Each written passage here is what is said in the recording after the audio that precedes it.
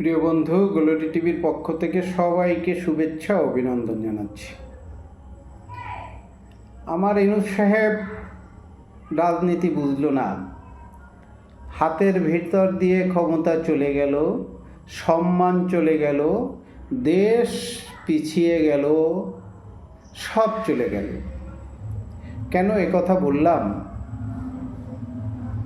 Doctor Yunus সাহেব যদি প্রথম থেকে একটা fair and free election, inclusive election, সব দলের অংশগ্রহণমূলক ইলেকশন দিত, তাহলে তার সম্মানটা থাকতো।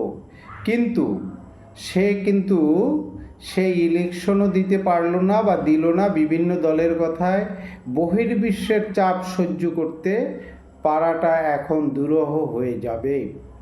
এবং তত্ত্বাবধায়কের রায় একদম গোড়ায় এসে বসে আছে, যে রায় দিয়ে ওনাকে বিদায় দিয়ে অন্য সরকার ওখানের বিএনপি নিয়ে আসবে। কারণ উনি বিএনপিকে নিয়ে যে খেলায় মত্ত হয়েছেন সেটা বিএনপি কিন্তু বুঝে গিয়েছে।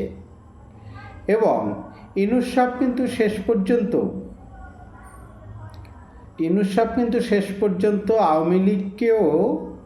আওয়ামী লীগকেও নির্বাচনে আনতে বাধ্য হবে। বহির্বিশ্বের চাপে, ভারতের চাপে এবং বিভিন্নভাবে ওখানে যে বিভিন্নভাবে ইনকোয়ারি হয়েছে, জরিপ হচ্ছে, সেখানে দেখা গেছে আওয়ামী লীগের প্রায় 65% ওখানে ভোটার আছে, সাপোর্টার আছে আওয়ামী লীগ এবং জাতীয় পার্টির। তাদেরকে বাদ দিয়ে কোনোভাবে সে নির্বাচন দিতে পারবে না। এবং শেষ মুহূর্তে কিন্তু আওয়ামী লীগকে নিয়ে আসতেই হবে।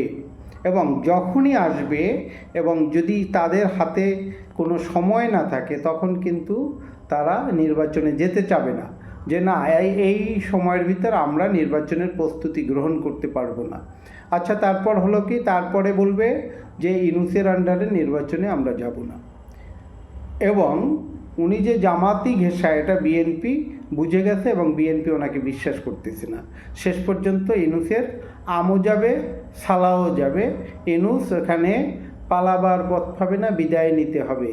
সম্মান থাকতে সম্মান রক্ষা করার কাজ করলেন না ইনুস স্যার, আপনাকে কিন্তু বিদায় নিতেই হবে। আজকের এ পর্যন্ত, আগামীতে আবার দেখা হবে।